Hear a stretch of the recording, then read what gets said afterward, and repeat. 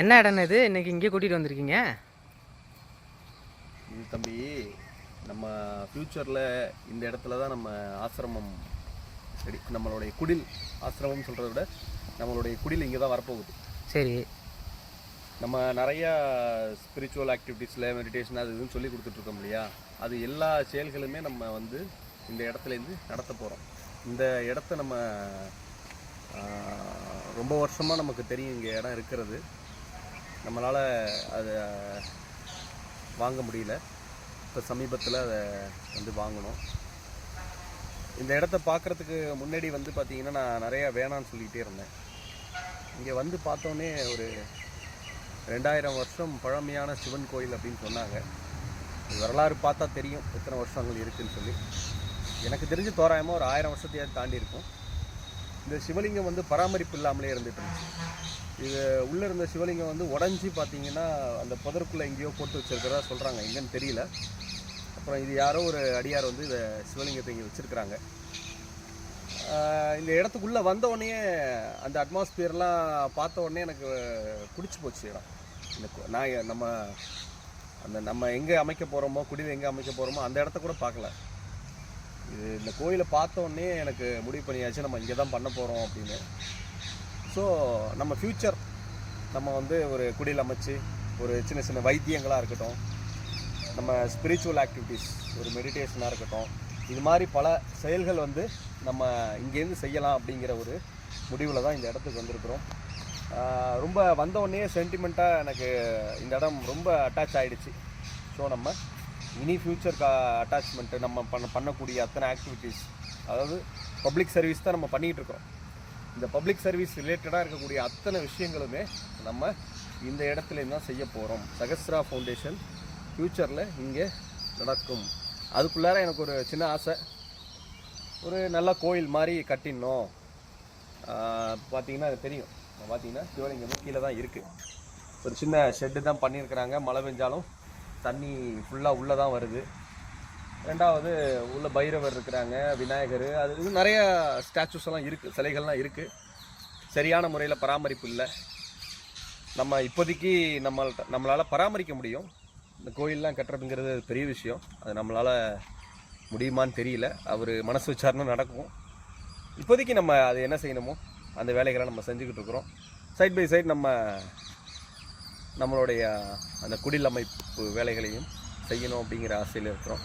சரி, அதுதான் உங்களை அழைச்சிட்டு வந்து இந்த இடத்த காட்டலாம் அப்படிங்கிறதுக்காக தான் கூப்பிட்டு வந்தேன். எப்படி இருக்கு இடம்? ரொம்ப அருமையாக இருக்குது. அந்த பார்த்தோன்னே எனக்குமே ரொம்ப பிடிச்சி போச்சு. அந்த சிவலிங்கம் பார்த்தோன்னே எனக்கு ரொம்ப பிடிச்சி போச்சு.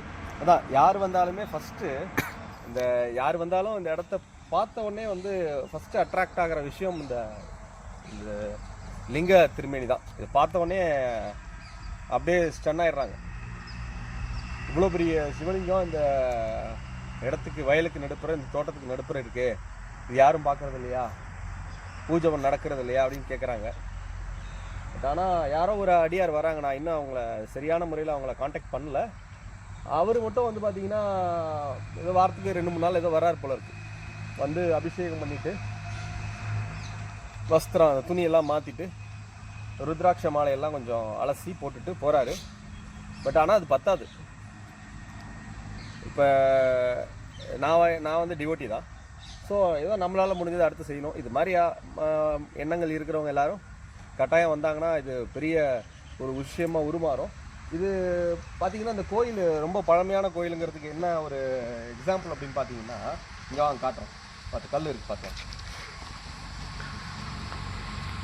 இந்த இடம் வந்து பார்த்திங்கன்னா இந்த பழைய காலத்து கற்கள், அந்த கட்டப்பட்ட இடமே அந்த இடம் இருக்குது.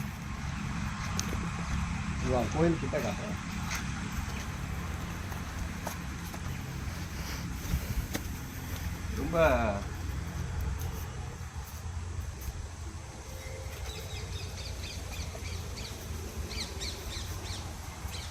ரொம்ப பழைய காலத்து கோயில் அப்படிங்கிறதுக்கு ஒரு எக்ஸாம்பிள் இந்த பார்த்தீங்கன்னா அந்த கட்டு வேலை, அதாவது அந்த அஸ்திவாரம்னு சொல்லுவாங்க இல்லையா, அந்த அஸ்திவாரம்லாம் அப்படியே இருக்குது, உள்ளுக்குள்ளே இருக்குது. இன்னும் பெரிய இடமா தான் இது இருந்திருக்கணும்.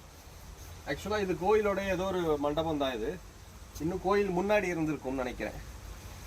இந்த சிதலமடைஞ்ச ஒரு நந்தி சிலை, இப்போ இந்த நந்தி சிலை இப்போ புதுசாக செஞ்சுருக்கிற மாதிரி தான் தெரியுது.